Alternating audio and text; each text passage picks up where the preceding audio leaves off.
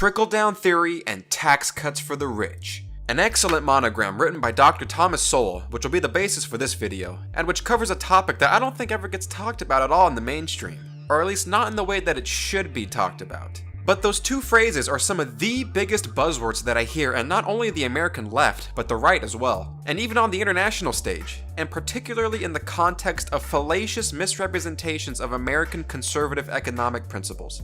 So I thought I'd explain what's actually going on here. Let's start with this fact right here. The term trickle-down theory, or trickle-down economics, is a completely made-up word by left-wing news outlets, journalists, and politicians in order to mischaracterize conservative economic principles. It's absolutely a straw man, and you hear this all the time from the left. Classic sort of trickle-down economic. Those free trade deals never trickle down. I do not believe in trickle-down economics. Trickle-down policies, trickle-down advocates, the trickle-down. It never trickles down. Same old trickle-down economic theories. Trickle-down economics. This trickle-down economic plan. Trickle down, and then trickle down. Trickle-down economics. This trickle-down tax cut, fairy dust, has never trickled down prosperity for everybody else. That's the theory. Trickle-down economics. Trickle-down economics. Trickle-down economics. Trickle-down economics. Trickle-down economics on steroids. Trickle-down economics. Trickle-down economics. Trickle-down economics. Trickle-down economics. Trickle-down economics. Trickle down to the rest of us. And hope that it trickles down on us eventually. How long are we going to wait for the trickle? But we never got the trickle. Trickle-down clowns. Trickle-down economics. Trickle-down economics. Zombie lies. Trickle-down economics. Zombie lie of trickle-down economics. What trickle-down economics? Trickle-down economics. The trickle-down. The trickle-down, but this is more trickle-down and it trickles down. No. Trickle-down economics. Trickle-down economics. And here it is. Trickle-down. I call it trumped-up trickle-down. Even the Pope himself uses it. He writes, some people continue to defend trickle-down theories, which assume that economic growth, encouraged by a free market, will inevitably succeed in bringing about greater justice and inclusiveness in the world. The entirety of academia and the media have been pushing this narrative of trickle-down economics for decades now, and not once has anyone ever been able to point to anyone who has seriously proposed the hard economic theory of trickle-down. Not one, because it doesn't exist. It's completely a straw man. Name the school of economics that even remotely proposes such a theory. It doesn't exist because it's not an economic theory. In all of economic history, no economist has ever proposed such a theory of trickle-down economics. It's the literal embodiment of repeat something over and over again and it becomes true. Seriously, name the economist who came to a university one day and said, "Okay guys, here's my new economic theory that I propose to you today. I call it trickle-down theory." It doesn't exist! So let's try to dig into some history to find out where this phrase trickle-down even comes from. Now, finding the answer to that isn't the difficult part, as I'll get into in a second. The difficult part is understanding how and why such a lie was able to sink itself so deep into academia and the public at large. But let's dig in. The closest the phrase trickle down comes to as its current day depiction is in a statement made by Franklin D. Roosevelt's speechwriter Samuel Rosenman, in which he refers to the philosophy that had prevailed in Washington since 1921, that the object of government was to provide prosperity for those who lived and worked at the top of the economic pyramid, in the belief that prosperity would trickle down to the bottom of the heap and benefit all. And even that speech is loosely connected to a speech called Cross of Gold by William Jennings Bryan in 1896, in which he says, "There are those who believe that if you just legislate to make the well-to-do prosperous, that their prosperity will leak on through to those below." That's it. He didn't propose an economic philosophy saying prosperity is going to trickle down to poor people. And even what Samuel Rosenman was referring to had to do with tax cut reductions proposed by Secretary of the Treasury Andrew Mellon. And even the arguments made by Andrew Mellon himself spoke nothing about anything trickling down. It's pure propaganda. And from here we get the widespread adoption of the phrase trickle-down economics and the propagation of this non-existent theory from textbooks like Winner-Take-All Politics, which refers to the trickle-down scenario that advocates of helping the have-it-alls with tax cuts and other goodies constantly trot out, and The National Experience, A History of the United States. This book in particular, written by 2 Pulitzer Prize winners, has a segment that says, "It was better," he argued, Andrew Mellon, "to place the burden of taxes on lower income groups, that a share of the tax-free profits of the rich would ultimately trickle down to middle and lower income groups in the form of salaries and wages." So not only do we get another use of trickle down, we also get a complete mischaracterization of Andrew Mellon's policies and the false inference of him supposedly creating the trickle down theory. Well, in direct contrast to this quote, here's what Andrew Mellon himself said, which was that it was the duty of tax policy to lessen, so far as possible, the burden of taxation on those least able to bear it. The guy even proposed sharper cuts in tax rates at lower income levels. But no, historians still try to paint some malevolent image of the guy, like in the textbook These United States, where its Pulitzer Prize-winning author Erwin Unger says, Mellon won further victories for his drive to shift more of the tax burden from high-income earners to the middle and wage-earning classes. This is despite the fact that Andrew Mellon himself called it repugnant for there to be a class of people in the country that couldn't be reached for tax purposes, largely because it was a pretty common fact back in the day that rich people would put their money in non-taxable securities. Andrew Mellon himself said that it is incredible that a system of taxation which permits a man with an income of $1 million a year to pay not 1 cent to the support of his government should remain unaltered. And with regards to the lower income classes, he called it almost grotesque that higher taxes should be imposed on everyone else in the country in order to make up for deficiencies in government revenue. And there's more books like The American Nation and The American Pageant, which continue to misrepresent Mellon's policy proposals and ideas as, what they say, are policies designed specifically to spare the rich. And from these textbooks, which are supposed to be trusted sources and therefore wouldn't need extensive research to prove their legitimacy, we get journalists in the New York Times and the Washington Post who continue the use of trickle-down terminology, such as Tom Wicker referring to Reagan's tax cuts as the old Republican trickle-down faith, Haynes Johnson's help the rich first and let the rest trickle down philosophies, and David S. Broder calls it feeding the greed of the rich. This use of trickle down is seen everywhere, and this is where we get the constant use of the non-existent theory of trickle-down economics, a phrase that is in large part a narrative-driven smear by leftists in the mainstream media and Democratic politicians in order to obfuscate and distort real economic theories. And I even see self-proclaimed Republicans using this term too to describe what they think their party is all about, though the occurrence of that isn't nearly as common as when the left uses it, which is always. The trickle-down economics has actually worked. For that theory eventually became trickle-down economics, right? So I want to ask you. And it's the deliberate and continued use of this straw man that makes having a conversation about economics nearly impossible on the national stage. And it's not bad enough that the terminology is a completely non-existent straw man, but the more time you spend hearing that phrase, the more time is spent thinking about that phrase, and then conversations get framed around that phrase. So much so that the phrase is deemed to have some intrinsic truth attached to it, to the point where someone who might not know what the real conservative economic platform is thinks it's probably got something to do with money trickling down, which the media always tells them never works. Trickle-down economics has never worked and it will never work. Classic sort of trickle-down economics, which actually hasn't worked. The trickle-down experiment that began in the Reagan years failed. And you'll even hear Republicans using this phrase from time to time because they just assume it's a synonym for actual conservative economic principles, which have never once even claimed to trickle down anything. And the issue of taxation wasn't always as politically polarized as it is today. Andrew Mellon wasn't even the first person to have proposed the tax rate reduction policies that he did, and members of both parties were once pretty level-headed and willing to talk and debate this topic without having things being reduced to what I call the politics of, oh my god, everyone is going to die, this is the end of the world, hysteria, hysteria, Hitler, Hitler, Hitler. This is Armageddon. This is not trying to be overly dramatic. Thousands of people will die. You know what? You will die. People will die, and other people will die. Are more likely to die. Died. People died. I'll tell you how. Blood money. Millions, hundreds of thousands of people will die. It feels like we're trying to avoid the apocalypse, and half of the country is voting for the asteroid. These cuts are blood money. People will die.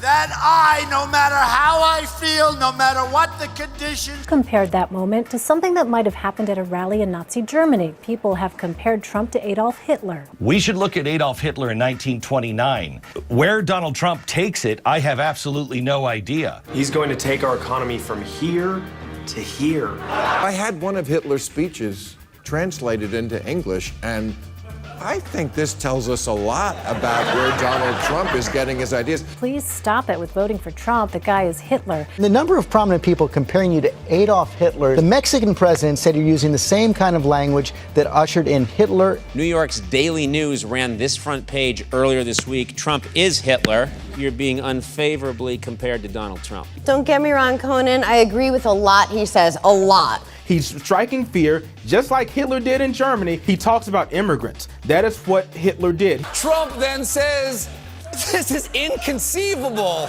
so something must be going on. Probably because Obama is a Muslim, and that's a bad thing. Is there a doomsday plan for a time like this? Am I right to ask about a doomsday plan? Do you see this as a doomsday scenario? We've elected a racist, sexist, homophobic president.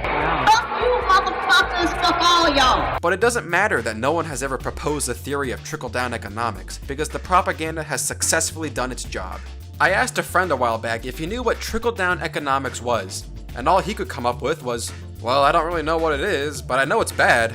He doesn't know what it is, but he knows it's bad. Now there's a success story for progressives in the media right there. I asked another friend if he knew what it was, and he just responded, trickle down my nuts. Later he clarified that he knew nothing about the supposed economic theory. And again, let's make this perfectly clear. No economist has ever proposed a theory of trickle-down economics. This term is only something that has been proposed by the left and is continually propagated among leftist circles as a strawman attack towards real conservative economic policies. There is no school of economics for trickle-down theory. No economist anywhere has ever thought up the theory of trickle-down, and it is nowhere to be found anywhere in the history of economics. But I still hear it in my classes. I hear it with my family, I hear it in the news, and I hear it with disingenuous politicians who only want to make you more ignorant on these issues. Oh, and I can hear this one already. Hey Juice Boy, David Stockman, Ronald Reagan's director of the Office of Management and Budget, said this. I mean, Kemp Roth, Reagan's 1981 tax cut, was always a Trojan horse to bring down the top rate. It's kind of hard to sell trickle down, so the supply side formula was the only way to get a tax policy that was really trickle down. Supply side is trickle down theory. Gotcha, Juice Boy, gotcha!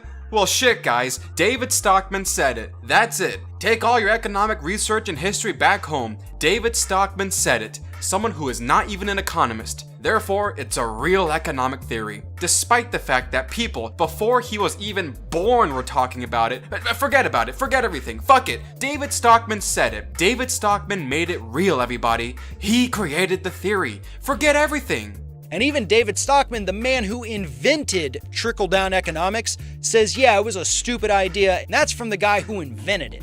That's right, guys. David Stockman is apparently some kind of time traveler. Will Rogers was making humorous news columns about it 14 years before he was even born. The Merriam-Webster dictionary even cites the first use of the word in its record from 1954. David Stockman was just 8 years old when he created this theory. Wow, what a guy! The trickle-down experiment that began in the Reagan years failed. The experiment that started in the Reagan years? What about all these other guys talking about it, Pocahontas? Hey, wait a second. They were even talking about it before you were even born. Hey, are you all talking out your assholes? It's not an economic theory, and it's especially not a real economic theory when you take into account the comparisons made between what the left likes to say the purpose of trickle-down economics is and what supply-side economics actually is. Because what we are actually talking about here is supply-side economics. Supply-side economics is what conservative economic policy and principles are based on. So now let's spend the rest of this video to talk about what supply-side economics actually is and how it works and has worked in the economy, while also dispelling some more myths surrounding the derisive phrases trickle-down theory and tax cuts for the rich. Let's start with what supply-side economics is. Supply-side economics is only concerned with the generation of additional wealth and economic growth. And to do that, it prioritizes an increased rate of supply in the economy, which will increase demand for that supply, which will increase tax revenues from the new taxable jobs and wealth generated from the means of producing that supply. And the best way to get an increased rate of supply in the economy is to cut high marginal tax rates that are stifling money that would otherwise go straight back into the economy, and to roll back regulations that impede businesses from being able to more efficiently create higher levels of supply. That's it. Nobody's trickling shit down. Money isn't being transferred from rich people to poor people like so many people like to say trickle-down economics does. If the sole purpose of supply-side economics was to just trickle down money from a rich person to the hands of a poor person, then why even have the middleman of the rich person at all and just give it straight to the poor person? But that's what they like to say trickle-down economics is, and how supposedly prosperity is supposed to trickle down all over my face and benefit the poor. And that's what they want you to think of conservative economic principles, and they try to confuse it with supply-side economics. Claiming tax cuts on the rich will trickle down to working families in the form of stronger economic growth. Damn it, Grandpa, I just went over this! And aside from that, no one is saying to completely abolish all taxes on rich people, but to cut back on its high marginal rates to a level where government revenue and economic growth reach its highest level of efficiency. That's what the Laffer curve is all about. And that's also why it's an important distinction to make between cutting tax rates and cutting taxes, because the phrase tax cuts is also used synonymously with cutting tax rates and cutting tax revenues, when that's not the case at all, as I'll get into in a second. And remember, the sole purpose behind supply-side economics is the creation of more wealth and increased economic growth through greater supply. No one's trickling shit down. If you just redistribute money from a rich person to a poor person so that they can go shopping and buy a burger at McDonald's, that's not going to spur large-scale economic growth. It's not going to seriously incentivize making products any better than they currently are. If you redistribute money to a poor person to theoretically help them in their poverty at current economic levels, that's money that a business doesn't have to be able to create new and better products and services to facilitate the creation of jobs. And in many cases, they won't even be willing to risk the capital to even try such a venture. But if you have large sums of money and invest it into new services, products, and businesses, that is what is going to spur economic growth and generate supply. Which one do you think is going to spur economic growth? Giving Bill Gates $1 million so he can go make some cool new computer hardware? Or giving $1 million to the guy down the street so he can go and buy stuff? If you give it to Bill Gates, he will then go and invest it into research and development and have to hire a bunch of people to create the new product he just invented. If you give it to the guy down the street, he's going to buy stuff.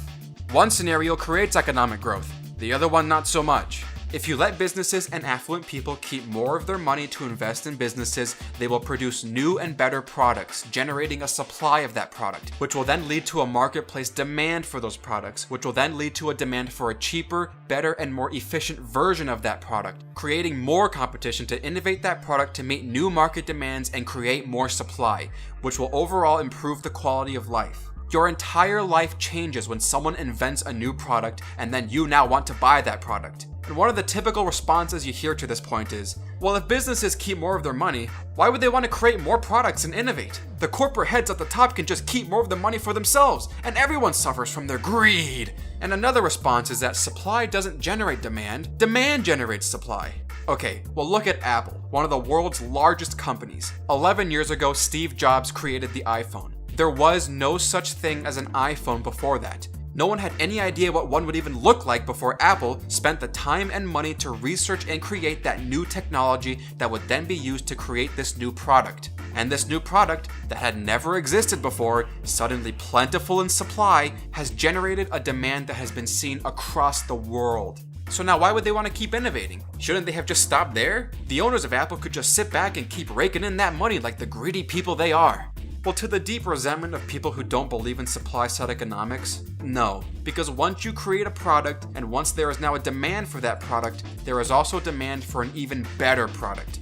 We want an iPhone that is twice as fast and twice as powerful.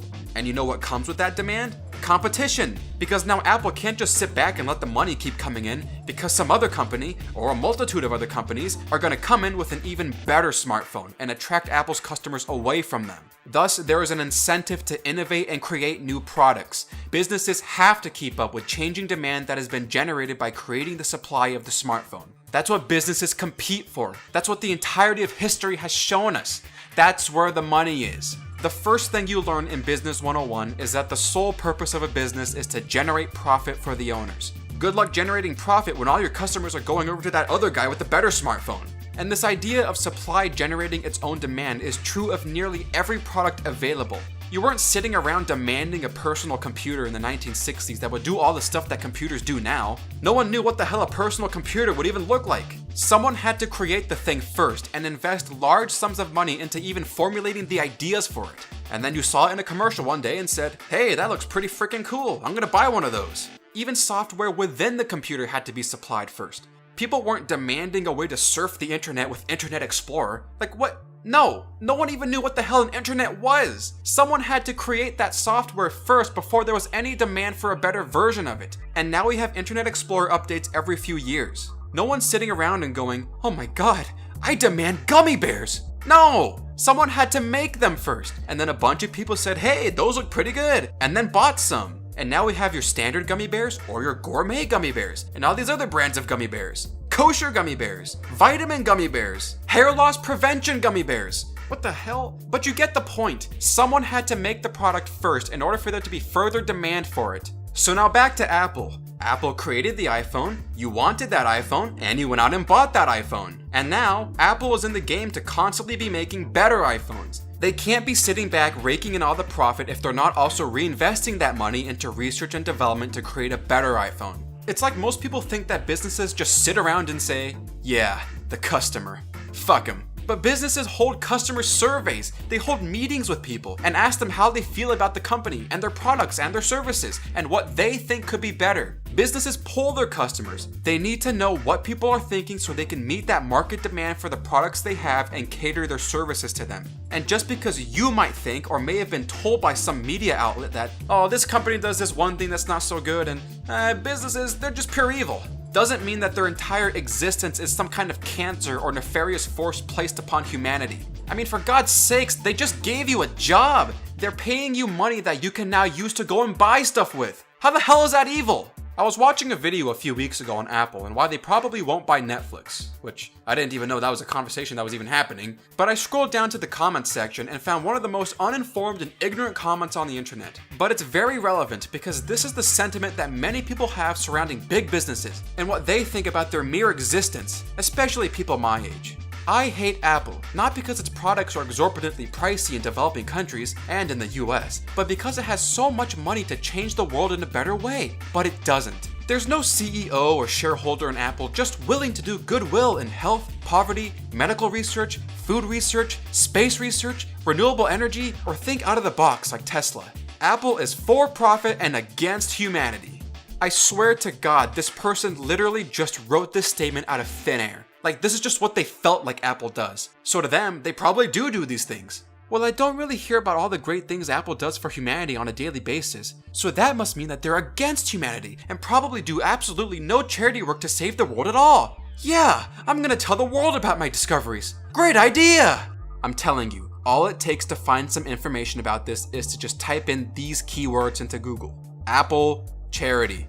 Oh, would you look at that? The Apple Corporation has spent millions upon millions of dollars in donations to charities. There's no CEO or shareholder in Apple just willing to do goodwill. Did you miss the story where Tim Cook, CEO of Apple, donated $100 million to charity? $50 million of which went to Stanford City's hospitals, which was divided up with $25 million of that going to a new main building, and the other $25 million going to a new children's hospital? And the other $50 million going to a charity foundation called Product Red, which fights diseases like AIDS, malaria, and tuberculosis? Medical research, man! One of your criterias! Did you miss all that? Great idea, 11? How in the hell did you form this opinion of yours? What the hell were you thinking? Seriously, someone had to have told you that Apple is evil. Someone had to have told you that. There's no way in hell that any normal person would have come to this conclusion about Apple without someone telling them something about how evil they are. And for some perspective, these donations came back in 2012. This comment was made this year, 2018. But hey, let's go down the list of some more of these anti-humanity Apple executives. Philip Schiller, Senior Vice President of Worldwide Marketing at Apple, donated $10 million to the Brunswick Bowdoin College in the hopes of advancing research on climate change. I'm sure a person like you would think that's just fantastic, right? And I'm sure that can be included in your space research criteria. Did you miss that news article? Angela Ahrens, Senior Vice President of Retail, sold 50,000 shares in Apple and donated $775,000 of it to her charity foundation that helps to relieve poverty, advance education, and promote and protect good health. Health and poverty, man! 2 of your criterias! Eddie Q, Senior Vice President of Internet Software and Services, who raised over $250,000 for the National Association of Basketball Coaches. Jonathan Ive, Chief Design Officer, who raised $26 million to fight AIDS, tuberculosis, and malaria. Dan Riccio, Senior Vice President of Hardware Engineering, who sold nearly $11 million worth of his shares in Apple to charity.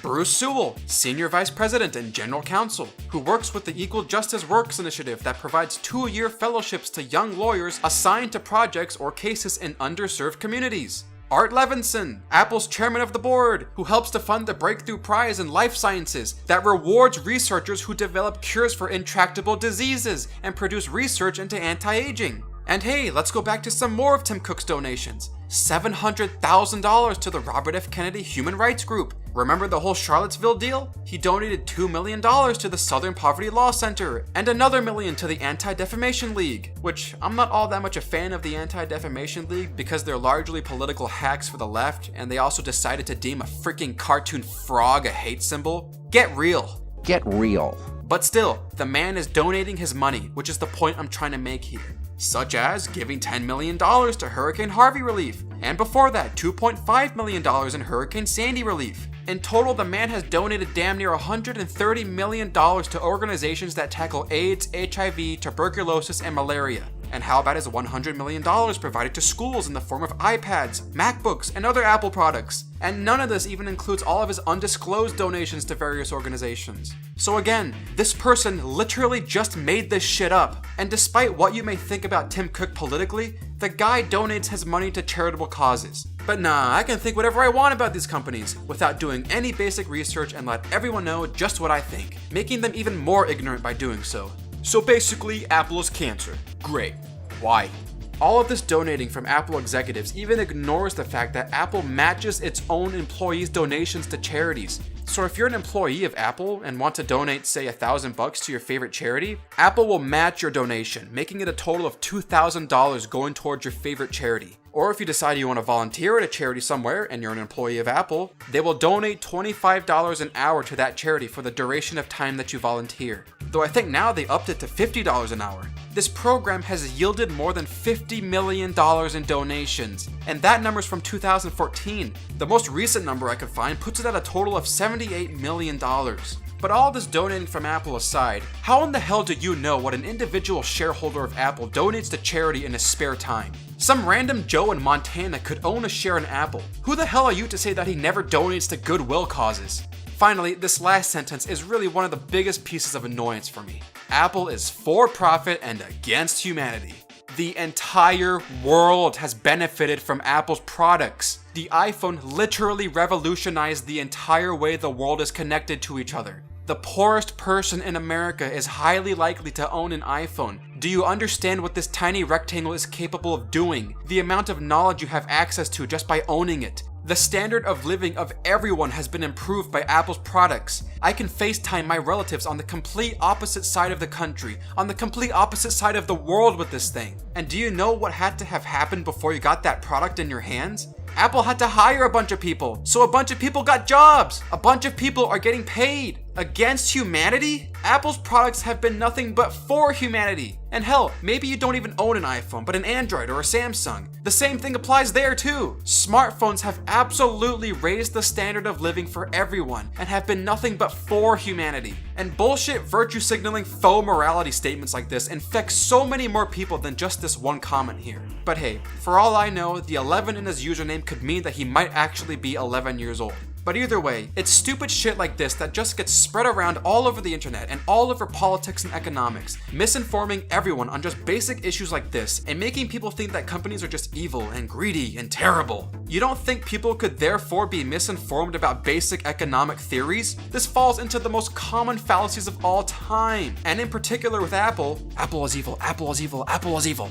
People, you must look into these things before you go talking about them. Find evidence, research. At least 22 people out there share the same view of Apple, and who knows how many more people this comment made some kind of impression on. The first reply to this comment is basically an affirmation of this statement by saying, "Welcome to life." And even that has 30 likes. I guess this also goes more to the point of what should be considered internet rule number 1, which is that do not trust random commenters on the internet. So back to the point that businesses actually have a vested interest in what the consumer wants.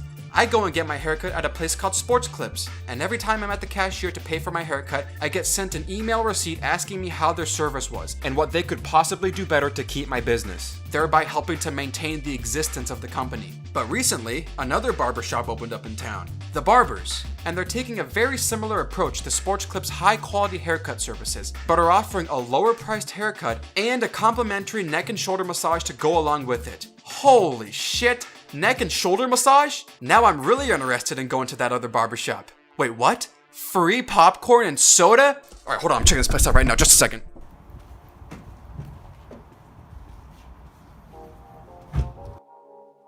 Now that's what I call a haircut. And you know what? I got my neck and shoulder massage. All for $2 cheaper. Sorry, Sports Clips, you just lost my business. Though I didn't get any free popcorn or soda. I think that just might be for the kids or if you're waiting for a long time. But that's fine. I'm not really much of a soda drinker anyways, and I just made some popcorn once I got home. But I'm gonna go to the barbers for my haircuts from now on. So if you can't tell from this, companies have a vested interest in serving you so they can get your money. They only want your money and will do whatever necessary to keep on getting it. Because businesses, unlike the government, can't force money out of you. They have to earn it. All of this is due to the motivation of profit. Money! And if the business doesn't have any money to spend or reinvest with, they don't have the means to innovate and create a better service for you. So you'll just get the same product and service you got yesterday. You won't get that sweet ass neck and shoulder massage to go along with your dope ass popcorn and soda. All of this brings about the second phrase in this video, being tax cuts for the rich. Surely most of you have at least heard of this phrase by now with the recent bill passed by Congress on tax reform. It's all the media were raging about. Tax cuts to the rich. Tax breaks for the rich. Tax cuts, especially for the wealthy. Tax cuts for the rich. Tax sugar plum for the rich. For all those juicy tax cuts. Juiced tax cuts for the rich. It's tax cuts for the rich right now. Cut taxes for the rich. Cutting taxes for the rich. Slash taxes for the wealthy. The biggest tax cuts they've ever had. Tax cuts. Well, look, I tell you For all the rich folk. tax cuts for the top 2%. Big tax cuts for millionaires and billionaires. Lower taxes on the rich resist tax cuts on the rich. Not only does this line completely ignore the fact that both the middle and lower income brackets are also getting tax cuts with this bill, but it's this constant wave of attacks on rich people getting cuts on their taxes that for some reason, because they're rich, they don't deserve to keep the money that they've earned. They don't deserve to keep the fruits of their labor as much as that guy does. And from this phrase, it's created another false notion that because rich people are being taxed less, the tax burden will go on to other taxpayers, which we already went over this with regards to Andrew Mellon. But even with this specific tax reform bill, this is not the case at all. Everyone got tax cuts. Moreover, you might also hear this phrase that the tax bill gives the rich more money. No one is giving anyone anything. What kind of logic is that? Anything that the government doesn't take from you, it's giving to you? No. All individuals are able to keep more of their own money, keeping those greedy government fingers out of your ass wallet. And none of this is to say that I think people of middle or lower income classes should be taxed at a higher rate than people of higher income classes. In fact, I think the fairest system of taxation would either be a flat tax or just a straight up national sales tax with no income tax whatsoever. And also, no one ever says we only want to cut taxes for rich people. Most supply-siders and conservatives want to cut taxes for everyone. And because everyone also includes rich people, any tax cut proposal is instantly branded tax cuts for the rich. Rhetoric. Rhetoric. Always more rhetoric. That's how this always works. If you give tax cuts to lower income groups, but you also include rich people, tax cuts for the rich. But the phrase tax cuts for the rich is typically followed with something to the degree of it helping to promulgate trickle-down economics, and all that prosperity that will supposedly trickle down to the impoverished. Cut taxes for the rich and it trickles down. Same old trickle-down economic theories. More tax breaks for the rich. Tax cuts to the rich, it'll trickle down to the rest of us. Trickle down had a second part to it, and that is cut taxes for those at the top. Claiming tax cuts on the rich will trickle down to working families. Damn it, old man! How many times do we have to teach you this lesson, old man? Trickle-down economics is a cruel joke.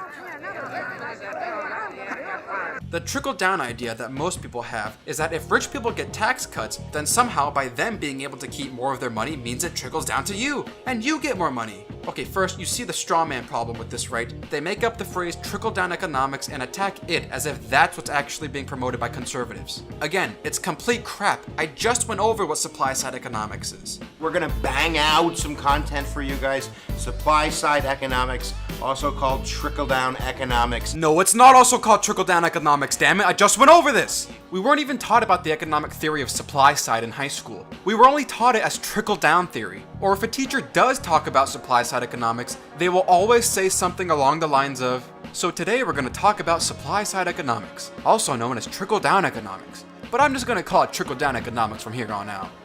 No, don't confuse it with what you want it to be, teacher. Or they might describe it like this. Okay, class, today we're going to talk about supply-side economics. Or, you know, trickle-down economics, right? This is how I have always been taught about this theory.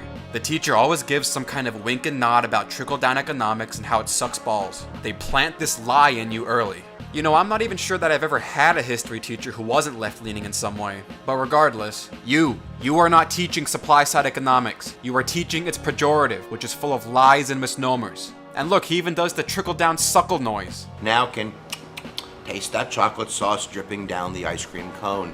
They always want it to be called trickle-down economics, even if they know that it's actually supply-side economics, because then they can make funny pictures about politicians pissing on the ordinary person, and it gives them a good excuse to draw some urine trickling down. And hey, politically, it makes for a good visual.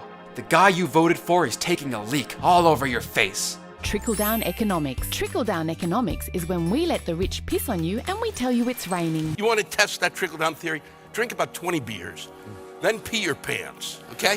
Then put a cup down here. Yes.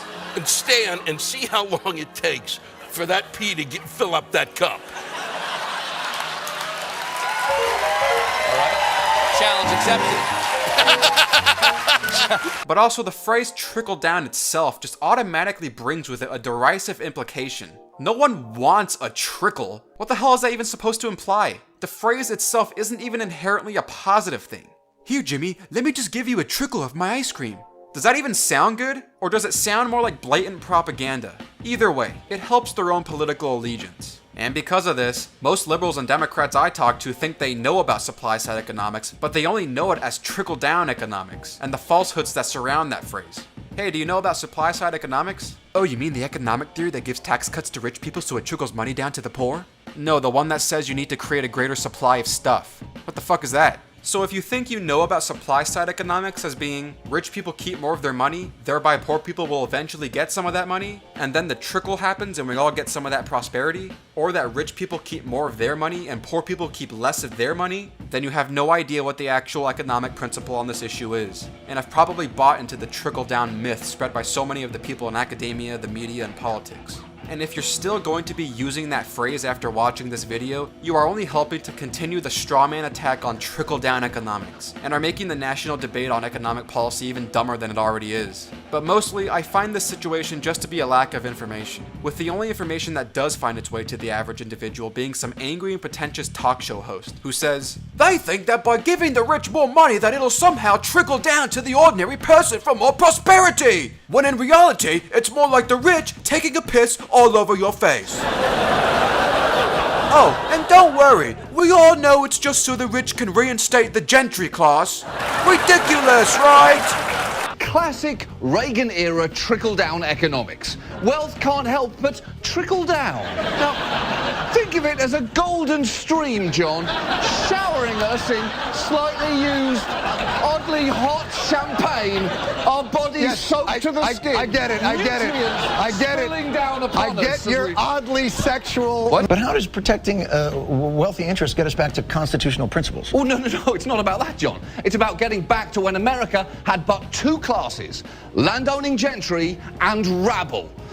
And we all know how the landowning gentry have to stick together, don't we, Governor?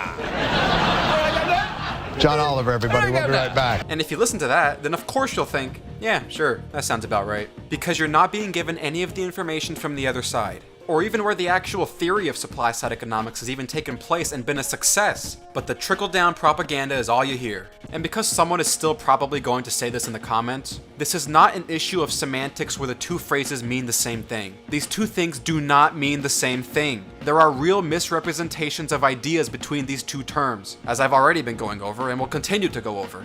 In Thomas Sowell's own words, the point here is not simply that the weight of evidence is on one side of the argument rather than the other, but, more fundamentally, that there is no serious engagement with the arguments actually advanced, but instead an evasion of those arguments. An evasion of those arguments by depicting them as things they're not. And these two arguments are never clarified because no one in the mainstream media will even attempt to clarify the issue at hand. And I mean all mainstream media, and especially not politicians. Why even attempt to clarify something like this when the general confusion and heated debate surrounding the subject attracts viewers and creates sound bites? I can't stand watching the news anymore. It's all so stupid and dumbed down. Politics! And all these supposed sound bites created are never really sound, are they? But back to the idea of cutting taxes on rich people. As Thomas Sowell points out in his monogram, not only do tax rate cuts generate more economic growth incentives, it is through this economic growth that will generate increased government tax revenue. This is another thing that most people will say. Tax cuts don't create more tax revenue. Well, okay, that may be true if you're talking about cutting tax revenues when you say tax cuts, because these words can all be used synonymously. But that idea is not considering what can be achieved in the time of the tax cuts and the work that the money can do in the economy. And this is supported with empirical evidence. Let's get into some of it. Looking back in historical tax cuts in America, we see that in 1921, when the tax rate on people making over $100,000 a year was 73%, the government collected a little over $700 million in income taxes, 30% of that amount being paid by the people making $100,000. After tax rates had been cut all the way down to 24% on people making $100,000 a year, the federal government collected over $1 billion in income taxes. And of that number, 65% of it was collected from people making over $100,000. Due to the tax rate cuts, those individuals of higher income were able to invest their money back into the American economy, helping to spur the growth of new businesses, industries, and products, which in effect created more wealth that could be taxed by the federal government. So now, contrary to the popular rhetoric of the rich pay less and the tax burden goes to the poor, the rich ended up paying a higher total portion of all the taxes. The rich were paying more of their money at lower tax rates. How about that? And this doesn't just create more revenue, it creates real economic growth. That's why we call the 1920s the Roaring Twenties. In 1916, the number of people reporting taxable income of $300,000 or more declined from over 1,000 people to fewer than 300 by 1921 as tax rates continued to increase. The total amount of taxable income declined by 4/5 from this income group. Also in 1916, there were only 206 people who reported an annual taxable income of $1 million or more. That number shrank to just 21 people by 1921 as tax rates continued to increase. But during the tax rate cuts of the early 1920s, the number of people reporting taxable incomes of $1 million or more rose again to 207 by 1925. If you're not going to be taxed out the ass and are actually allowed to keep the money you earn, that then creates a change in economic behavior to go out and try and make some more money, because it's not all going to be taxed away. When you keep raising taxes, rich people will find a way to keep their money from being taxed instead of putting it back into the American economy and creating inefficiency in the allocation of their money. Low tax rates make it safe to bring your money back into the economy so it can go into the marketplace and make more money. And all this additional wealth being generated creates new jobs, which is why the unemployment rate went from 4.2% in 1925 to 1.8% in 1928. Woodrow Wilson even considered that lowering tax rates would probably be more effective in encouraging business activity and productivity in his 1919 message to Congress, where he said, "The Congress might well consider whether the higher rates of income and profits taxes can in peace times be effectively productive of revenue, and whether they may not, on the contrary, be destructive of business activity and productive of waste and inefficiency. There is a point at which in peace times higher rates of income and profits taxes discourage energy, remove the incentive to new enterprise, encourage extravagant expenditures, and produce industrial stagnation with consequent unemployment and other attendant evils. And Woodrow Wilson's own Secretary of the Treasury came out and said that the high tax rates of the Woodrow administration have passed the point of maximum productivity and are rapidly driving the wealthier taxpayers to transfer their investments into the thousands of millions of tax-free securities which compete so disastrously with the industrial and railroad securities, upon the ready purchase of which the development of industry and the expansion of foreign trade intimately depend. Secretary David Franklin Houston showed that the amount of people in 1916 who were earning $300,000 or more was nearly cut in half by 1918, and in his words, because of investments by the richer taxpayers in tax-exempt properties. Why are they investing in tax-exempt properties? Because the tax rates are so freaking high. There is no incentive to invest your money into the economy when it's all going to be taxed away, so you may as well put it somewhere where it won't all be taxed away. But as we've already seen, when tax rates are low and you're actually allowed to keep the money you make, there is greater incentive to put your money back into the economy so you can try and make some more money. Even John F. Kennedy followed this model of cutting tax rates. John F. Kennedy urged cuts in taxes, and he got it right when he said that the purpose for tax cuts was to total output and economic growth. These specific words were italicized in Kennedy's 1963 address to Congress. He never said prosperity was going to trickle down. In fact, he specifically said that it is a paradoxical truth that tax rates are too high today and tax revenues are too low, and the soundest way to raise revenues in the long run is to cut the rates now. Because obviously, investors will take efforts to avoid tax liabilities, and they will move their money over to certain types of less productive activity, more profitable than other, more valuable undertakings, and that this inhibits our growth and efficiency. Therefore, he said, the purpose of cutting taxes is to achieve the more prosperous, expanding economy. Nowhere here was John F. Kennedy proposing that when rich people get more money, that prosperity from the top will trickle down to the bottom. And in a common theme with the tax cuts, the purpose is not to simply change the flow of existing money, but to change behaviors in the economy due to the incentives of tax rate cuts. And of course, Ronald Reagan cut tax rates and economic regulations, and we saw the overwhelming economic bounce back by the mid to late 1980s that continued on throughout the majority of the 1990s. And another common point made by people with regards to Reagan is that the deficit was the highest in the history of the entire country during Reagan's administration. Where's all that extra tax revenue you talked about now, Juice Boy? Looks like Big Juice is full of shit, everybody.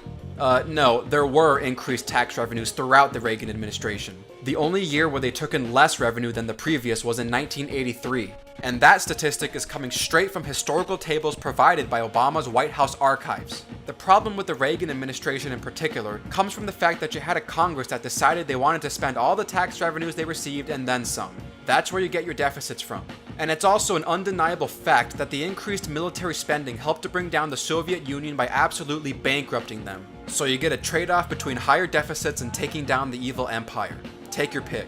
But either way, we went from receiving tax revenues of $517 billion in the beginning of his administration to $909 billion by 1988. Because, like in the 1920s, they were now making more money that could be taxed. And I'll remind you that we were able to get out of Reagan's recession, which was at the time the second worst economic recession ever since the Great Depression, much faster and stronger compared to Carter's recessions, Bush Sr.'s recessions, and the most recent Great Recession. And that was despite the 1981 recession having the highest unemployment rate since the Great Depression, a rate which was higher than even the peak unemployment rate of the most recent Great Recession. And other than Reagan, even George W. had some success in increasing tax revenues when he cut taxes early on in his tenure, though that's been completely buried and forgotten with everything else that was wrong with his administration.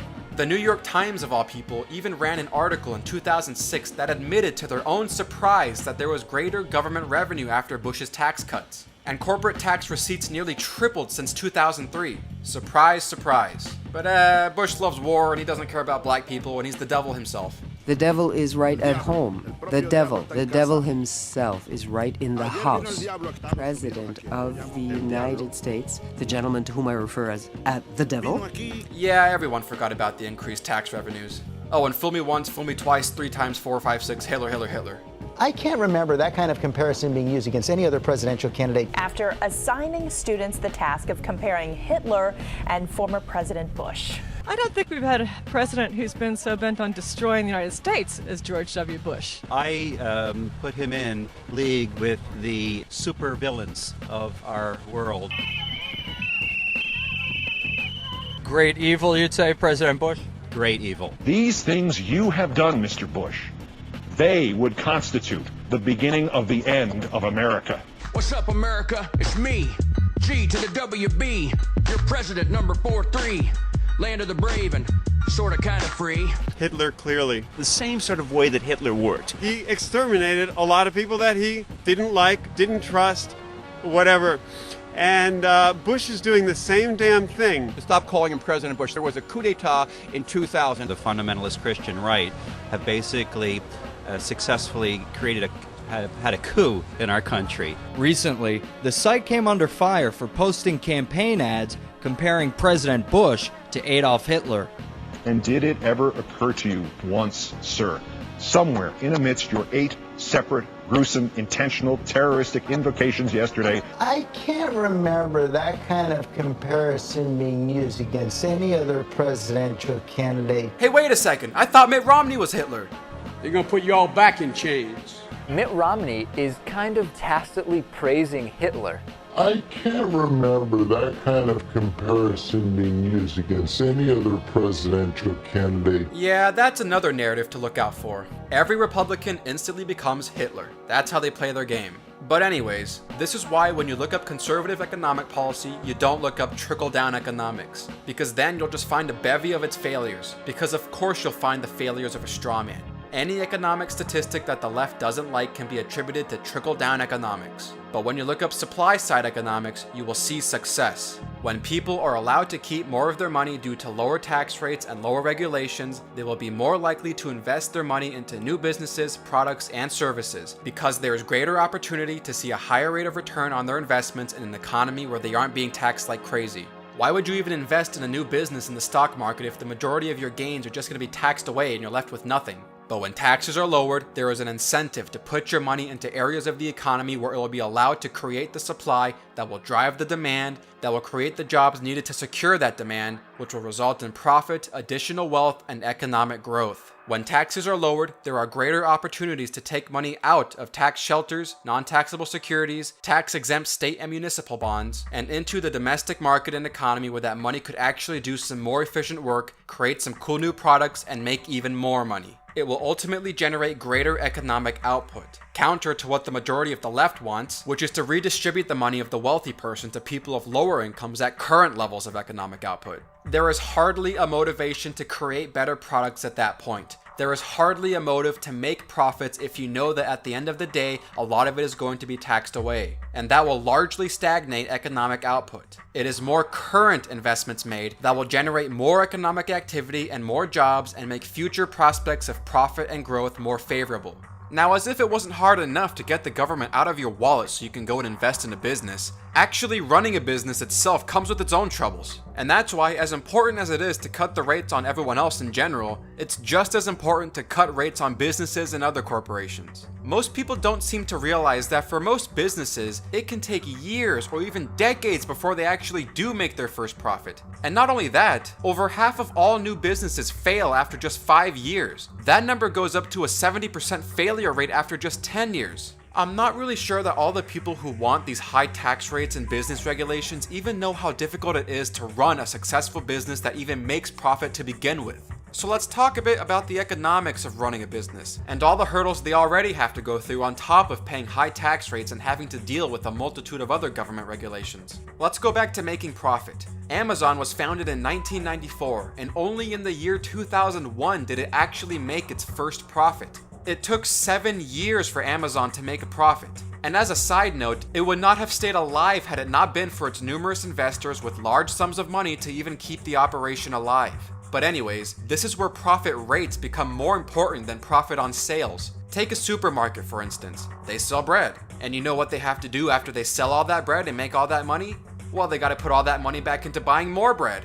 It's a constant cycle of reinvesting before actual profits are realized. And that's not even considering the fact that before any owner of the company is able to make any profit, the workers themselves have to be paid. You got cashiers, janitors, stockers, truck drivers, delivery companies, managers, supervisors, administrators, the forklift driver, hell, even the electric company. All of these people have to be paid first before any greedy, rich, evil business owner even gets to see a penny of profit on his company. Yeah, that's another thing that doesn't make sense about the whole trickle-down rhetoric. If there's any trickling going on, it's in precisely the reverse direction. Someone has to be hired and paid first before any owner can realize any profit.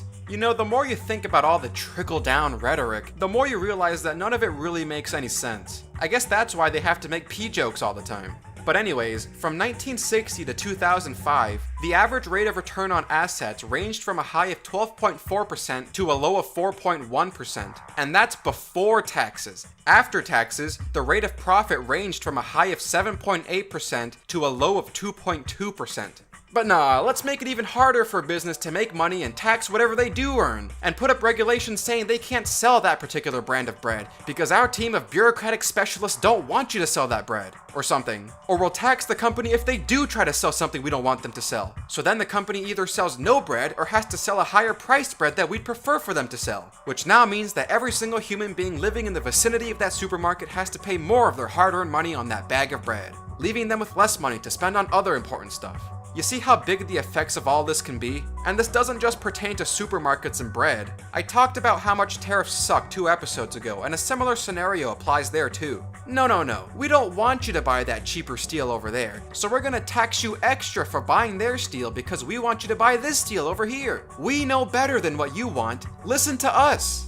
And again, all of the administrative aspects of the business has to be taken care of first before there can be any return on any investment made in the business itself. And that doesn't mean the profit made on sales. I'm talking about the profit made on investments into the business to begin with. Those costs that were incurred which built the store in the first place. All the construction companies, the engineers, the water suppliers, the electricity suppliers, all of that was required first to lay down the foundation for the entire building to even exist. All of those costs. It's the profit made on the total capital invested into the company that counts the most, because all that money helped to literally create the business itself. That's why a lot of the arguments you hear on, well, if I'm employed in a business, I should also own part of the business, is absolute nonsense and stems from a complete lack of economic knowledge and actual greed. If you're just employed by a company, you are not responsible for loaning out your own money to hire that construction company, the architects, the water suppliers, the electrical company that all had to come together first before there was anyone even around to hire you.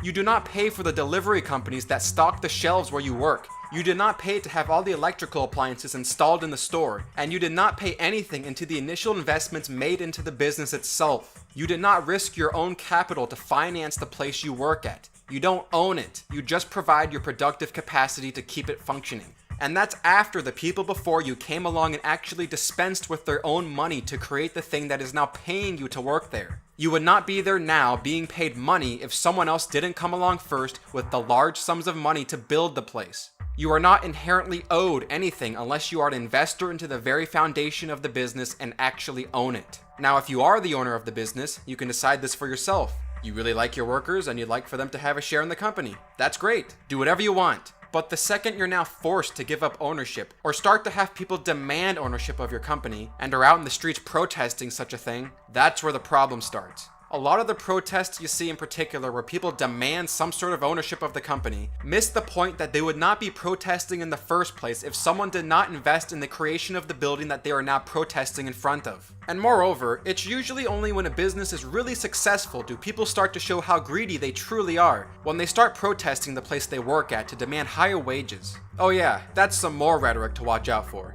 A company becomes evil once it becomes successful. I think of Walmart in particular. These people would not be protesting if Walmart wasn't a multi-million-dollar company. The entire basis for their employment lies in the fact that Walmart originally had investors who risked their own capital to finance the creation of it. They parted with their own money in the prospect of maybe or maybe not getting a return on it. You are not suddenly owed any part of the company now that it's actually become extremely successful. That's for the actual owners to decide what they want to do. If you think your job as a cashier is worth $30 an hour, then surely there is another employer out there who thinks your cashiering skills are worth $30 an hour. Or maybe, someday, Walmart executives decide for themselves that they're going to give all their employees 50 shares in the company. That's great, but that's also their own decision to make because they own the company. And hey, it looks like with this recent tax bill passing, they're going to raise wages and give employee bonuses. Look at that. But the politicians told me that this was never gonna happen. Maybe that's because they're trying to win votes. One of the best things to have happened with this tax bill is the lowering of corporate tax rates from 35% to 21%, and for the same exact reasons I've already been going over. If a business has more money to spend, it will use it to invest in new and better products and services. Or you can listen to the rhetoric of Democratic politicians and their bitching and moaning, like Chuck Schumer here. The stock market's booming. Job creation isn't. And I love the example of AT&T. Over the last 10 years, AT&T has paid an average tax rate of 8% a year. They have 80,000 fewer employees today than they had then. Tax breaks don't lead to job creation. They lead to big CEO salaries and money for the very, very wealthy. Ironically enough, the very same moment he was talking about the greedy evils of AT&T announced that they were going to give more than 200,000 of its employees $1,000 in bonuses, with many of its employees also expected to receive a 10% raise. Not only that, AT&T announced that they're going to invest an additional $1 billion into the US economy. When you're not being taxed out the ass, there is an incentive to not only put more money back into your business, but into the economy.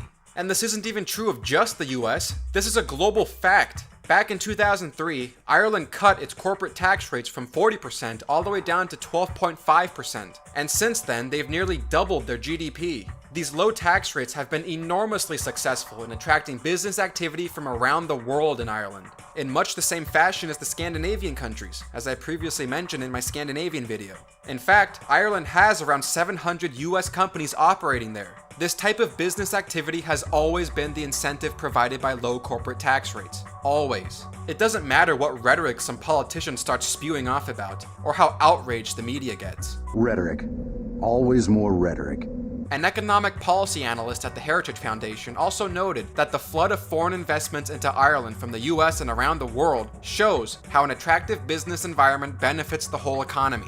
Now, as good as the corporate tax rates have been for Ireland, they also did a pretty good job at pissing off their EU overlords, and have been accused of stealing revenue and jobs from other European nations. Yeah, this is why the EU sucks. No, you don't get to benefit.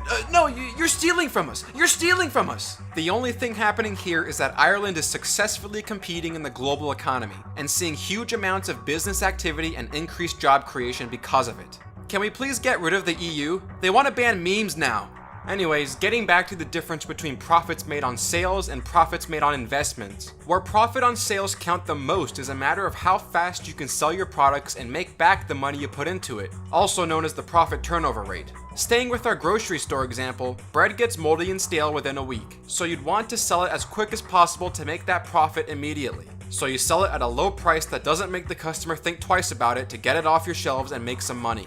Whereas, say, in the piano market, which is a much smaller market, because who the hell is going out of their way to buy pianos every single day, the piano business can sell their pianos for a far higher price. Not only because of all the work that went into building it, but because the piano also spends more time sitting in front of the store window, waiting for someone to buy it. So they can charge a higher price and still make a decent profit off of it. So here you have two different industries where their profit turnover rates are either fast or slow, but both are looking to turn that profit on sales over as fast as they can so they can start to realize their profit made on the actual investments into the company itself, because someone also had to pay lots of money to build and supply the piano shop in the first place. This entire process of constant reinvestment on not only products, but perhaps even more efficient ways in making and selling those products, means that a business can take years to make a single dollar in profit. And the only thing keeping it alive during the time it takes to make profits are all of the initial investments made by the people who actually had all the large sums of money to invest with. And this isn't just for the big corporations. This applies to the small business owner too, who has to put even more on the line because they probably have less money to work with, incurring even greater risk.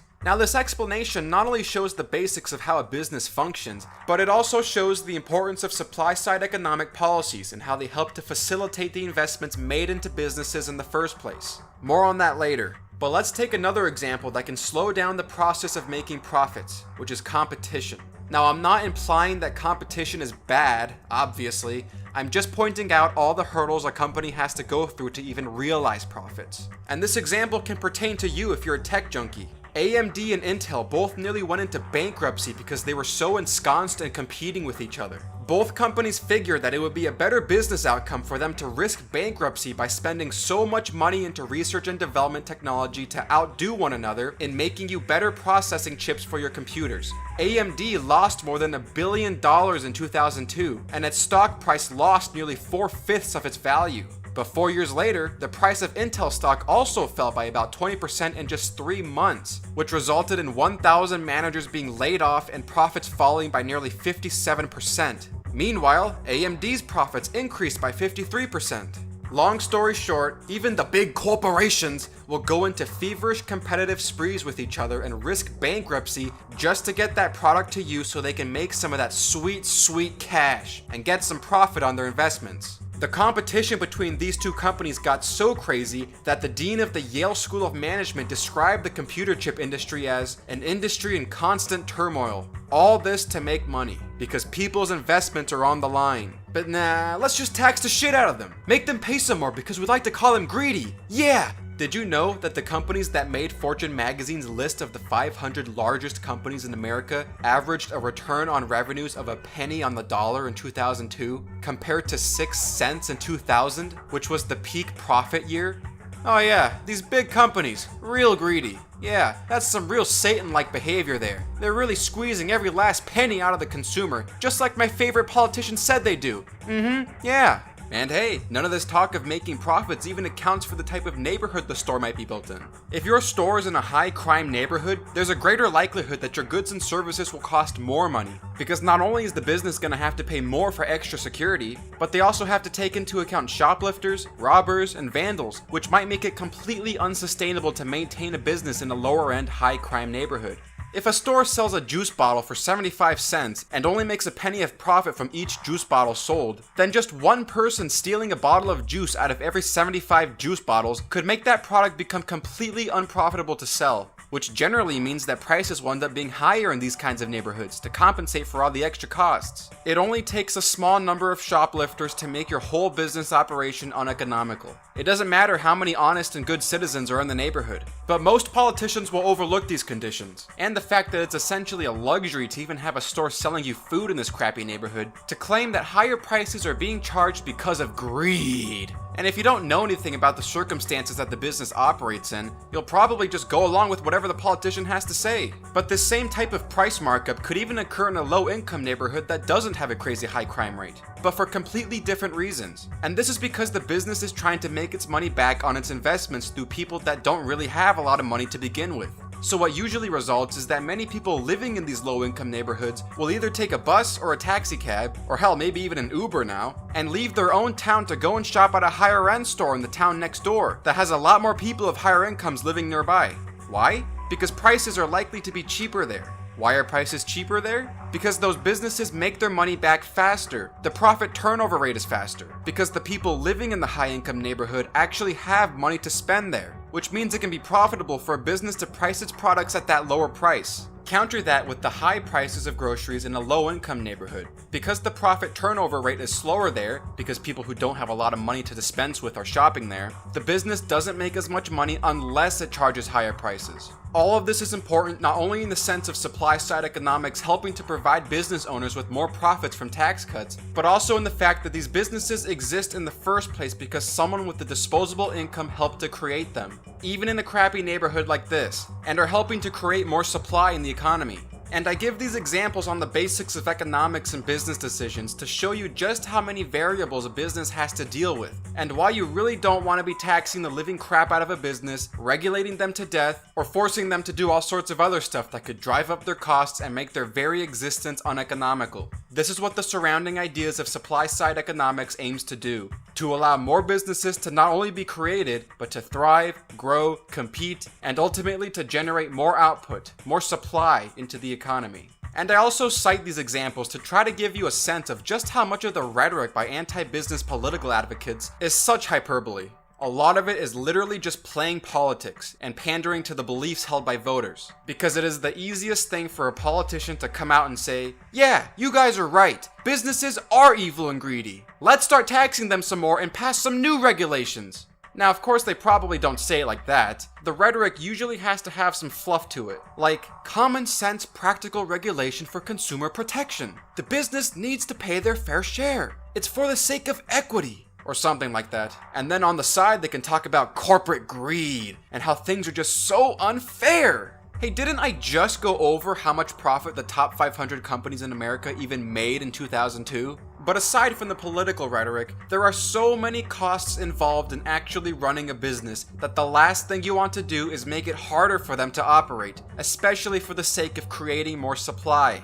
What are some other costs? Well, don't forget about advertising, because people have to know that your business even exists, right? That's more money the business has to pay for. And hey, none of this even takes into account for certain labor conditions that might exist within the economy. If a manufacturing company has a slow period of orders, then it may have to lay off workers to save on money. And those workers who get laid off will likely go find other jobs, because they need money too. But when the company starts receiving a higher number of orders again, it'll need to hire more workers since they just laid off a bunch of people and they can't handle the incoming demand. And those same workers who were previously laid off are probably not going to return, because screw you, you laid me off and I'm not coming back because I'll probably be laid off again. Which means that the business will have to hire new workers, which could entail more training costs and lower productivity from each new worker until they're able to reach peak efficiency levels for the company by gaining more experience. However, it might be difficult for that company to even be able to recruit workers in the first place if it's known for its high job insecurity, unless they also offer other forms of compensation, which entail more costs. Hey, I just checked your Yelp page, and a lot of the reviews on your Yelp page says I'm very likely to lose my job working for you guys. What's up with that? Okay, fine, we'll pay you a little more per hour. Happy? This is all just a taste of some of the variables to take into consideration when actually running a business, which again, to the point of this video, is why you do not want to be taxing businesses out the ass or regulating them to death so they can actually function and provide people with products, services, and jobs, while at the same time being able to compete, innovate, and generate greater supply. It's hard enough as it is to make money. Restricting how much can be made or by what means they have to be made are all extra costs on the businesses themselves, and ultimately the society at large, because someone has to pay for these costs, and that someone is you. Or, as we've been going over, you can take the route of popular political rhetoric and just say, "Shame on you greedy businesses for charging higher prices and exploiting the poor working classes."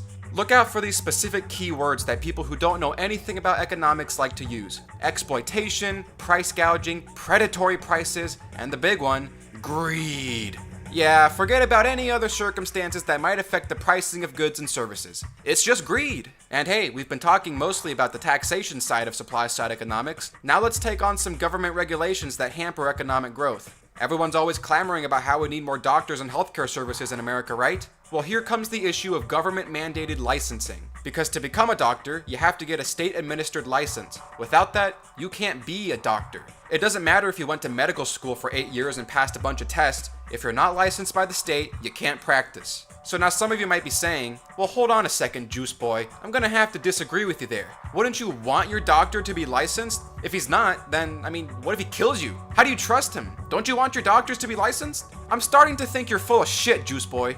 Well, we all need a driver's license in order to drive. And if we didn't all have driver's licenses, then there wouldn't be car crashes all the time and people doing things while driving that they're not supposed to do and... Oh, wait, what? Oh, yeah, it doesn't work like that. Yeah, that's the thing with licenses. They don't really stop malpractice. And that's especially true with doctors and nurses. Hey, wait a second, he's got a license. He can't do that. Wait, what? Why are there so many medical malpractice cases all over the country? Why the hell is this doctor dancing around while performing surgeries on a patient? Yeah, it turns out that just because someone is licensed at something doesn't mean that they're automatically going to be better or more competent at their job. If someone is going to break the law or do something they're not supposed to do, a piece of paper saying they're not supposed to do those things doesn't stop them from doing those things. You can be a bad doctor and still be a licensed MD. You can be a really bad doctor. And I know from the inside, there are some scary bad doctors that have a Colorado medical license. There are also some very good doctors. And if anything, the state licensure is not a really reliable protector against the bad doctor. And this doesn't even have to be on a large scale like malpractice during a surgery. Even the really small things can't be solved with a license. And I got a testimonial from my sister on this, who's working as a nurse right now. So when I got my job at the hospital, we had a week's worth of orientation, and the staff told us that it's important to not have any nail polish, no fake nails, no gel nails, nothing like that, because the bacteria, they like to live on the edge of the nails and it's hard to remove if you have all that nail polish kind of stuff on. But after all that, once I got to the floor and once I started working, practically everyone has long acrylic nails, nail polish, gel nails. They have everything that they told us not to do, they're doing. And these are all licensed nurses? Yeah. So it's that easy. Yeah.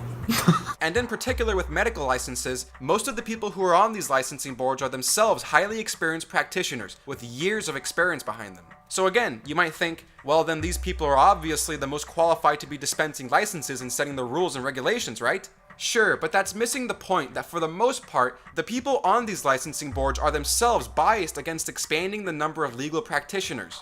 Why? Well, because limiting the supply of doctors helps to keep their licensing fees high. It's all about money, people. If you restrict the supply of doctors and nurses in the country, then the fees to become one and maintain licenses will be high. And all that means is more money that the person trying to become a nurse or a doctor has to spend, which in itself might be a discouragement to become one when you have to factor in all these costs. And in the grand scheme of things, it reduces competition in the industry and limits supply. So instead of protecting the consumer, what licenses actually do is protect the practitioner. They are protecting them from the competitive forces of the market. This is all especially true when you look at taxi cab medallions, also known as your license to legally become a taxi driver. New York City has been restricting the number of licensed taxi cab drivers ever since the 1930s, when it started to give out these taxi medallions. At the time, the city had about 30,000 cab drivers. But once these licenses came around, the city limited the total number of taxi licenses all the way down to around 12,000. The result of artificially limiting the number of taxi licenses has led to the taxi medallion from being sold at $10 a piece in 1937 to $80,000 in the 1980s to $1 million in 2011. The highest it peaked at was $1.3 million in 2014.